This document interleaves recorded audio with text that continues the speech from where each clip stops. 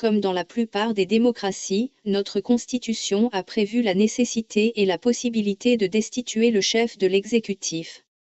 L'article qui traite cette question est l'article 68. Il pose que « le président de la République ne peut être destitué qu'en cas de manquement à ses devoirs manifestement incompatibles avec l'exercice de son mandat ».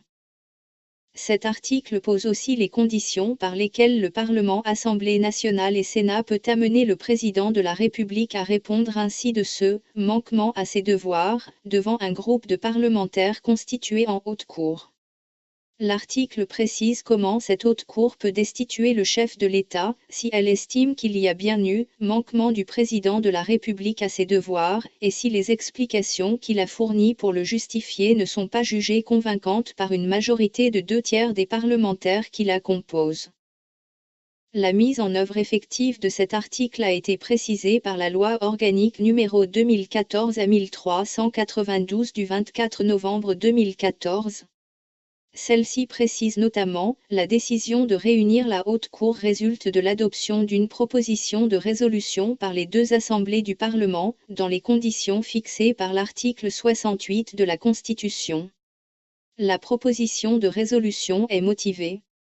Elle justifie des motifs susceptibles de caractériser un manquement au sens du premier alinéa de l'article 68 de la Constitution.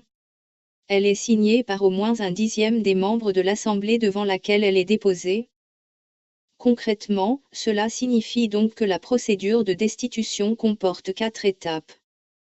Première étape, le dépôt d'une proposition de résolution, par au moins 58 députés ou au moins 35 sénateurs, qui doit dresser la liste des motifs susceptibles de caractériser un manquement à ses devoirs manifestement incompatible avec l'exercice de son mandat, que le président de la République a commis, selon l'avis des parlementaires signataires.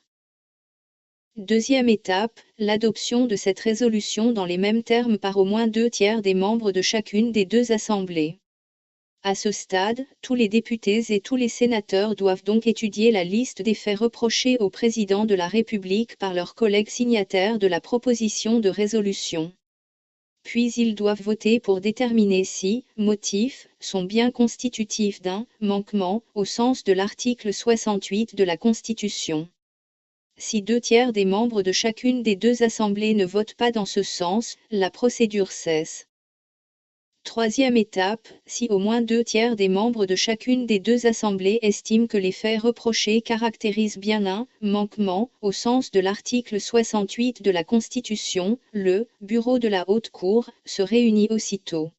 Composé de 22 membres désignés, en leur sein et en nombre égal, par le bureau de l'Assemblée nationale et par celui du Sénat, en s'efforçant de reproduire la configuration politique de chaque assemblée. Une commission constituée de 6 vice-présidents de l'Assemblée nationale et de 6 vice-présidents du Sénat est chargée de recueillir toute information nécessaire à l'accomplissement de sa mission par la Haute Cour.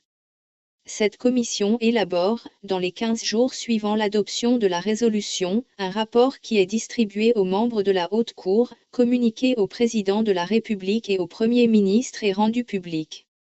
Les débats de la Haute Cour qui s'ensuivent sont publics et, outre les membres de la Haute Cour, peut seul y prendre part le président de la République, qui peut se faire assister de la personne de son choix. Quatrième étape, enfin, la Haute Cour vote la destitution du président de la République, il faut pour cela la majorité des 2/3 de ses membres, ou la rejette, et cela obligatoirement dans un délai d'1 mois, faute de quoi la procédure s'arrête. Il faut rappeler que cette procédure de l'article 68 n'a jamais été mise en œuvre depuis la promulgation de la Constitution révisée. Pas même sa première étape qui est le dépôt, par 58 députés ou 35 sénateurs, d'une liste de motifs susceptibles de caractériser un manquement, à examiner en séance publique de chacune des assemblées pour voir s'il y a matière à poursuivre le processus. Exemple étranger de destitution du président de la République. Dans la plupart des démocraties du monde, la Constitution contient des dispositions pour procéder à la destitution du chef de l'exécutif. Il existe bien entendu des différences entre les États mais les procédures se ressemblent sur les grandes lignes et sont toutes relativement lourdes et complexes. Dans tous les cas, comme en France, ce sont les parlementaires qui sont les acteurs du processus. Dans tous les cas, comme en France, les procédures suivent une série d'étapes, qui consistent d'abord à valider les faits reprochés, puis à les juger en requérant notamment une audition du chef de l'État, avant de décider ou non de la destitution.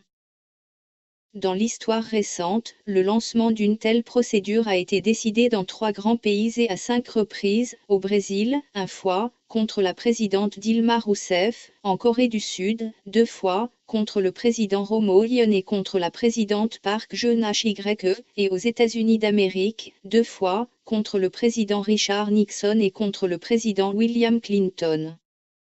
Bien entendu, le lancement de telles procédures a toujours fait l'objet d'intenses polémiques. Dans tous les pays, le déclenchement de cette procédure a été dénoncé, par les partisans du président de la République visé, comme scandaleux et fondé sur des motivations purement politiques.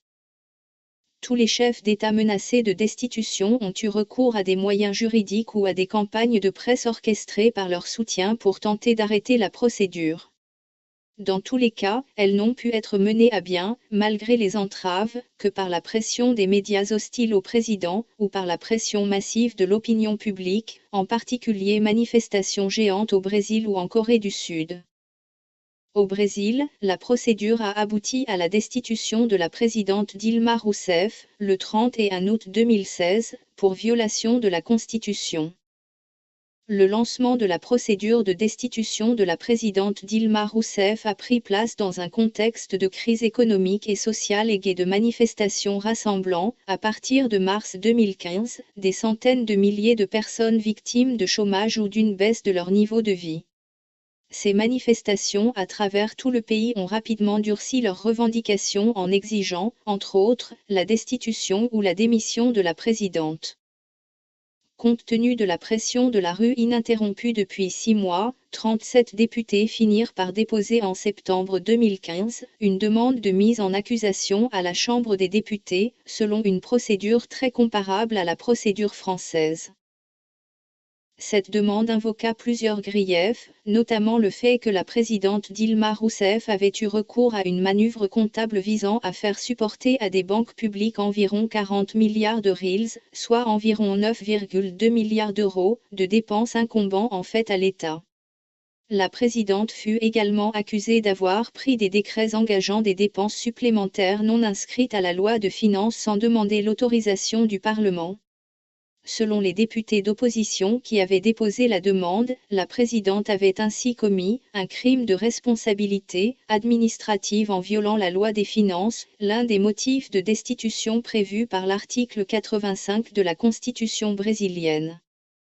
Le 17 avril 2016, la Chambre des députés, réunie en séance plénière à Brasilia, vota le processus de mise en accusation de Dilma Rousseff avec 367 votes en faveur, 137 contre, 7 abstentions et 2 votes nuls.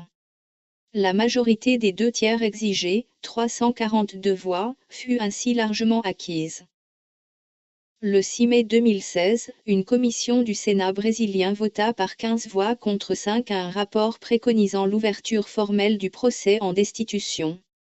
Le 27 juin 2016, un rapport de 3 experts du Sénat disculpa la présidente des accusations de manœuvre fiscale portées à son encontre mais, début août, un autre rapport conclut au fait que la présidente s'était rendue coupable de violation de la Constitution en manipulant les comptes publics.